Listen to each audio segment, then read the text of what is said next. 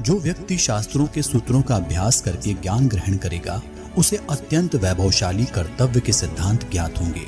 उसे इस बात का पता चलेगा कि किन बातों का अनुसरण करना चाहिए और किन का नहीं। उसे अच्छाई और बुराई का भी ज्ञात होगा और अंततः उसे सर्वोत्तम का भी ज्ञान होगा। इसलिए लोगों का भला करने के लिए मैं उन बातों को कहूंगा जिनसे लोग सभी चीजों को सही परिप्रेक्ष्य में देखेंगे। एक पंडित भी घोर कष्ट में आ जाता है अगर वो किसी मूर्ख को उपदेश देता है, अगर वह दुष्ट पत्नी का पालन पोषण करता है या किसी दुखी व्यक्ति के साथ अत्यंत घनिष्ठ संबंध बना लेता है। झूठा मित्र, बदमाश नौकर और सर्प के साथ निवास साक्षात मृत्यु के समान है। व्यक्ति को आने वाली मुसीबतों से निपटने के लिए धन संचय करना चाहिए। उसे धन संपदा त्याग कर भी पत्नी की सुरक्षा करनी चाहिए। लेकिन अगर आत्मा की सुरक्षा की बात आती है तो उसे धन और पत्नी दोनों को तुच्छ समझना चाहिए। भविष्य में आने वाली मुसीबतों के लिए धन एकत्रित करें। ऐसा ना सोचे कि धनवान व्यक्ति को मुसीबत कैसी। जब धन छोड़ता है तो संगठित धन भी तेजी से घटने लगता है।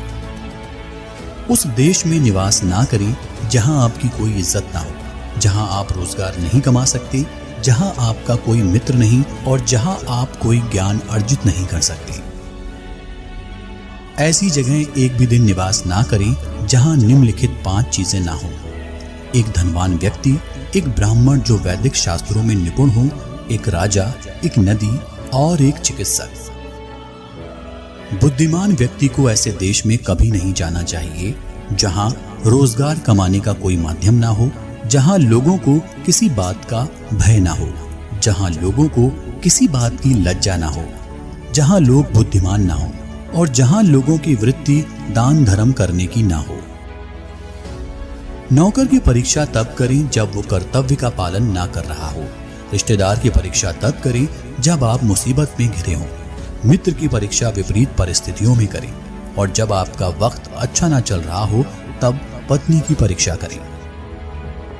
अच्छा मित्र वही है जो हमें निम्नलिखित परिस्थितियों में नहीं त्यागे।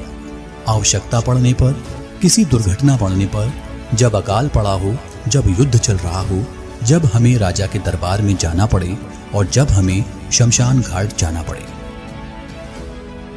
जो व्यक्ति किसी नाशवंत चीज के लिए कभी नाश नहीं होने वाली चीज को छोड़ देता है तो उसके हाथ से अविनाशी वस्तु तो चली ही जाती है और इसमें कोई संदेह नहीं कि नाशवान को भी वो खो देता है।